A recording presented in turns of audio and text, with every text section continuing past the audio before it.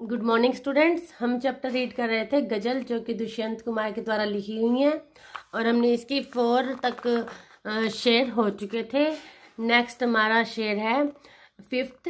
वे मुतमईन है कि पत्थर पिघल नहीं सकता, मैं बेकरार हूँ आवाज में असर के लिए। तो इस कविता कहो चाहे गजल कहो, इस गजल में कवि ने राजनीतिक और सामाजिक अव्यवस्था का वर्णन किया है। तो उन्होंने इसमें कहा है कि ये जो जनता है वो बेरोजगारी, भ्रष्टाचार आदि बेईमान जो भी ये बुराइयां हैं उनके साथ रह रहकर अब इनकी आदी हो चुकी है और उन्हें अब विश्वास है कि ये समस्याएं अब समाप्त नहीं होंगी। तो कवि कहता है वे मुतमईन है कि पत्थर पिघल नहीं सकता, कि जनता को ऐसा लगता है कि अब ये बेरोजगारी, भ्रष्टाचार और बेईमानी जो समस्याएं हैं वे कभी खत्म नहीं हो सकती, क्योंकि ये तो पक्का है कि पत्थर कभी पिघल नहीं सकता। लेकिन इसके साथ साथ कवि क्या कहता है, मैं बेकरार हूं आवाज में असर के लिए। लेकिन जब तक हम विद्रोह के खिलाफ आवाज नहीं उठाएंगे तब तक वह बुराइयां समाप्त नहीं होंगी, और जब तक हम आवाज नहीं उठाएंगे तब तक ये बुराइयां ऐसे की ऐसे ही चलती जाएंगी। और मैं उस आवाज के लिए बेकरार हूं जब वो जनता जो है इन बुराइयों के खिलाफ आवाज उठाएगी, मैं उसी को ही सुनना चाहता हूं। ओके,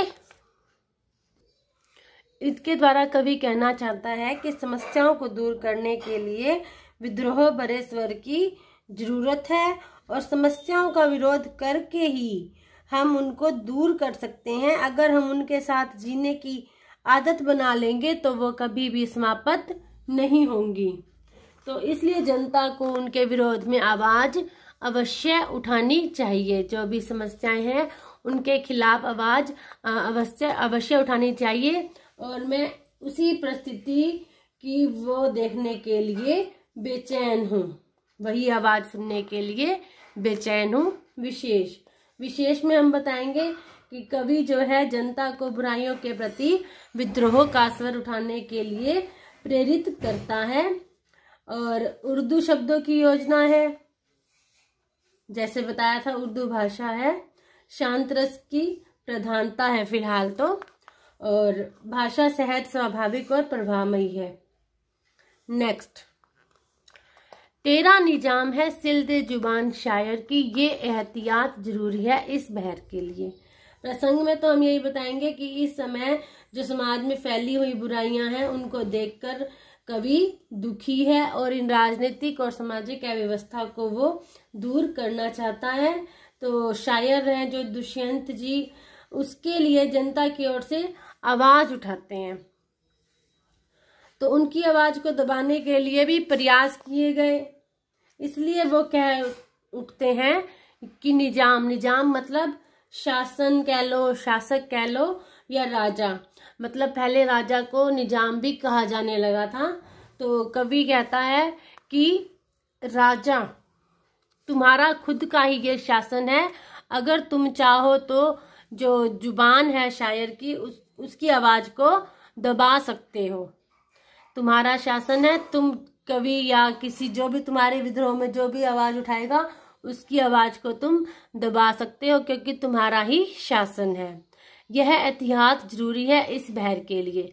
आगे कवि कहते हैं कि जिस प्रकार कोई भी गजल या कुछ भी रचना लिखी जाती है तो उसके लिए छंदों का विधान होता है, छंदों का बंधन होता है।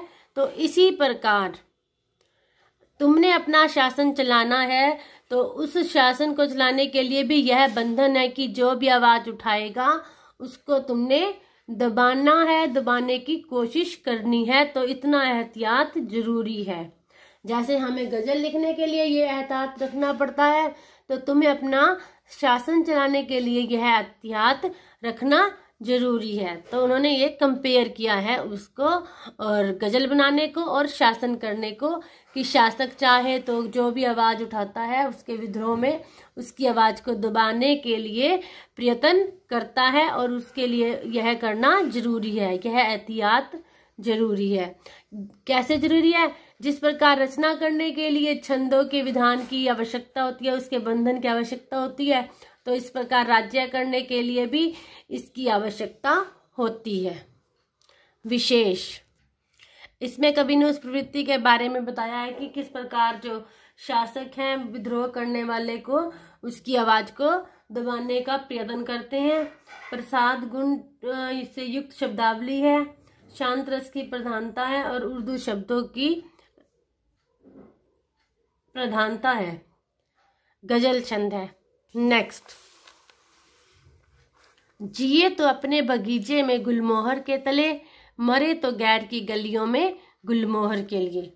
इसमें कवि कह रहा है अगर हम जिए तो अपने देश रूपी बगीचे में ही गुलमोहर रूपी बुजुर्गों और वृक्षों की छाया में ही जीवन बिताएं। पहले तो उन्होंने जो सामाजिक अव्यवस्था से परेशान आदमी का जो पहले वहां पे ये बताया था कि कैसे वो परेशान है, और फिर ऐसे व्यक्ति के मन में क्या इच्छा होती है उसके बारे में अब बताया है कि हर कोई ये चाहता है कि हम अपने जिए तो अपने घर में, अपने देश में, अपने बुजुर्गों रूपी गुलमोहर के नीचे जिए, मतलब अपने जो हमारा देश है और जो हमारा समाज है उसके कल्याण की भावना के साथ ही हम जिए। और उसके बाद कहते हैं अगर मरे भी तो गैर की गलियों में गुलमोहर के लिए, मतलब अगर हम मरते भी हैं तो दूसरों की सेवा करते हुए ही उनकी खुशी में ही हमारी जान जाए, मतलब उनके गुलमोहर की रक्षा करते, उनके सुखों की कामना करते हुए भी हमारी मृत्यु आए। कवि कहना चाहता है कि अगर हम जिए तो अपने देश और समाज के कल्याण के लिए जिए, और जो हमारी समस्याएं हैं उनका हम सामना करें, उनसे भागे नहीं, और मरे भी तो दूसरों की सेवा सहायता करते हुए और परोपकार की जो राह है उस पर ही अपना जीवन न्योछावर कर दें। ओके। विशेष, इसमें कवि ने अब जो परोपकार के भाव हैं उसके बारे में बताया है कि घर और बाहर देश के प्रति जो लगाव है उसको बनाए रखना चाहिए, और उपदेशात्मक स्वर की प्रधानता है, प्रतीकात्मक प्रमुख है, क्योंकि गुलमोहर एक तरह से प्रतीक है अब दूसरों के, पहले जो अपने बुजुर्ग हैं उनके लिए, और दूसरा दूसरों के गुलमोहर मतलब दूसरों की सुखों की कामना। और उर्दू शब्दावली है, शांत रस है, अनुप्रास अलंकार का प्रयोग किया गया है। तो ये होगा आपका लेसन जो गजल है चैप्टर कंप्लीट दुष्यंत कुमार जी का। Okay, thanks.